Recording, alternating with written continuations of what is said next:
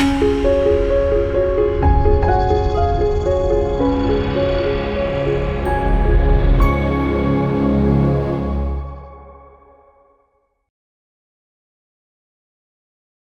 మాత్రం. నేను మీ journalist Navata. Welcome to Our voice.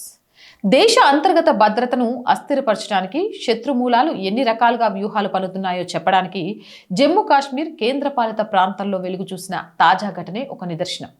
తుపాకులు, బాంబులతో సరిహద్దుల్లో దాడి చేసే సాంప్రదాయ ఉగ్రవాదానికి కాలం చెల్లిపోతుందని గ్రహించిన విచ్ఛిన్నకర శక్తులు ఇప్పుడు నేరుగా దేశ భవిష్యత్తును మార్చే విద్యారంగాన్ని తమకు అనుకూలంగా మార్చుకుంటున్నాయి. పాఠశాల స్థాయి విద్యార్థుల మనసుల్లోనే విషయాన్ని నింపి ఉగ్రవాదాన్ని కీర్తించేలా పుస్తకాలను పంపిణీ చేసిన ఒక పెద్ద కుట్రను జమ్మూ కాశ్మీర్ భద్రతా సంస్థలు ఛేదించాయి. కేంద్ర ప్రభుత్వ నిధులతో నడిచే సమగ్ర శిక్షా విభాగంలో పనిచేస్తూ ప్రభుత్వ సొమ్ముతోనే ఉగ్రవాద భావజాలాన్ని ప్రోత్సహించిన ఫాజిల్ ఇమ్రాన్ మరియు ఇతర అధికారులపై చట్ట వ్యతిరేక కార్యకలాపాల నివారణ చట్టం కింద తీవ్రమైన దేశద్రోహం కేసులు నమోదయ్యాయి. ఈ చొరబాటు వెనుక ఉన్న లోతైన జిహాదీ కుట్రలు, సమాజంలో దాగి ఉన్న వివిధ రకాల అదృశ్య జిహాదుల గురించిన ఒక సమగ్ర విశ్లేషణను ఈ వీడియో ద్వారా మీకు అందిస్తా. జమ్మూ కాశ్మీర్లోని ప్రభుత్వ పాఠశాలల గ్రంథాలయాలకు పుస్తకాలను కొనుగోలు చేసే ప్రక్రియలో భాగంగా సమగ్ర శిక్షా అధికారులు తీవ్రమైన దేశద్రోహానికి ఒడిగట్టారు.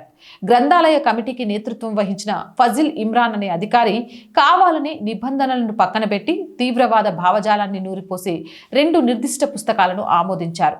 ఈ పుస్తకాలలో భారతదేశ భద్రతా దళాల చేతిలో హతమైన కొందరు కరడుగట్టిన ఉగ్రవాదులను, వేర్పాటువాదు నాయకులను స్వతంత్ర సమరయోధులుగా, అమరవీరులుగా చిత్రీకరించారు.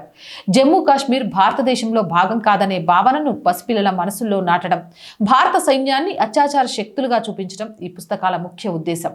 ఉన్నతాధికారుల పర్యవేక్షణ లోపాన్ని ఆసరాగా చేసుకుని ప్రభుత్వ నిధులను వినియోగించి లక్షలాది మంది విద్యార్థుల చేతుల్లోకి ఈ విషపూరిత కంటెంట్ ని చేర్చారు.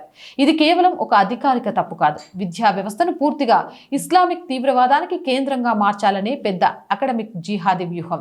నేడు భారతదేశం ఎదుర్కొంటున్న అతిపెద్ద ముప్పు నేరుగా వచ్చే శత్రువుల నుంచి కాదు, సమాజంలో కలిసిపోతూ వ్యవస్థల్ని లోపల నుంచి గుల్ల చేస్తున్న విభిన్న రకాల జిహాదీల రూపంలో ఉంది. సామాన్యుడు ఊహించలేనంతగా ఈ నెట్వర్క్ విస్తరించింది.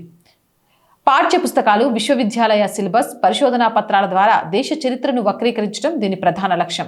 భారతదేశ ఘనమైన హిందూ సంస్కృతిని, రాజులు పరాక్రమాన్ని తక్కువ చేసి చూపిస్తూ ఆక్రమణదారులను గొప్పగా చూపించేలా దశాబ్దాలుగా విద్యారంగాన్ని ఒక వర్గం తమ గుప్పెట్లోకి తీసుకుంది.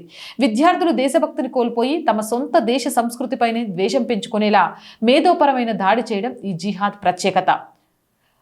ప్రభుత్వ పాలనా విభాగాలు, న్యాయ వ్యవస్థ, పోలీస్ శాఖలలోకి వ్యూహాత్మకంగా చొరబడి కీలకమైన పదవులను దక్కించుకోవడం, లోపల ఉంటూనే ఉగ్రవాదులకు, దేశద్రోహులకు లీగల్ సపోర్ట్ ఇవ్వడం, దేశ రహస్యాలను లీక్ చేయడం మరియు దేశానికి వ్యతిరేకంగా పనిచేసే ఎన్జిఓలకు నిధులు మళ్లించడం దీని పరిధిలోకి వస్తుంది. ప్రస్తుతం జమ్మూ కాశ్మీర్లో వెలుగు చూసిన ఫాజిల్ ఇమ్రాన్ కేసు దీనికి స్పష్టమైన ఉదాహరణ.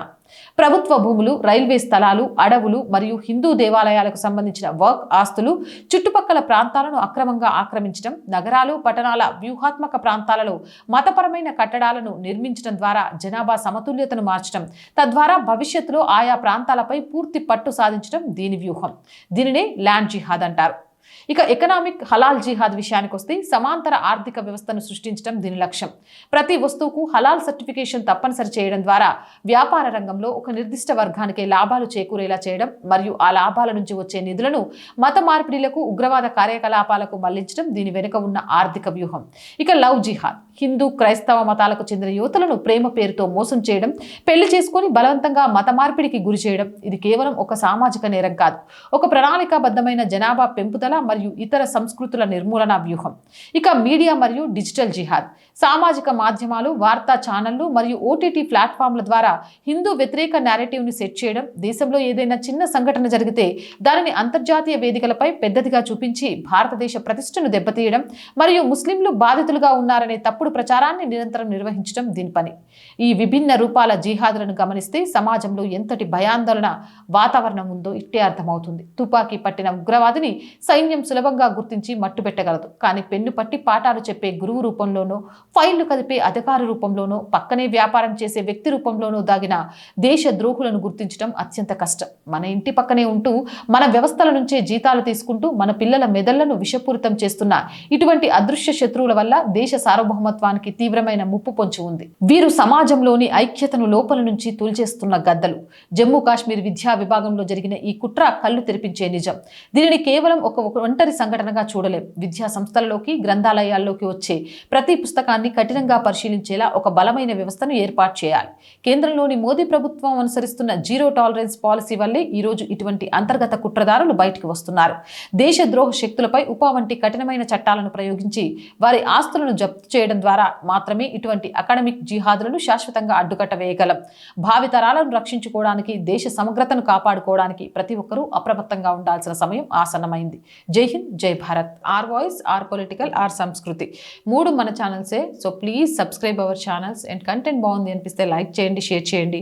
ఇంకా ఎలాంటి వీడియోస్ చేస్తే బాగుంటుంది అనేది కామెంట్ సెక్షన్లో తెలియజేయండి. అలాగే ప్రస్తుత వీడియోస్పై కూడా మీ అభిప్రాయాన్ని కామెంట్ సెక్షన్లో పెట్టండి. ఆర్థికంగా ఫస్ట్ వీక్ వచ్చింది. ఆర్ వాయిస్కి మీ చేత చాలా చాలా అవసరం. బ్రేక్ ఈవెన్కి ఇంకా చేరుకోలేదు.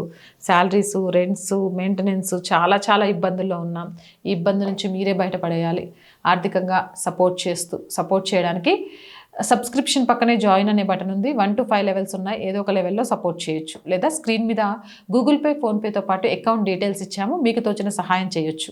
వ్యాపార ప్రకటనల కోసం 8328500576 నెంబర్ని సంప్రదించండి. జై హింద్, జై భారత్.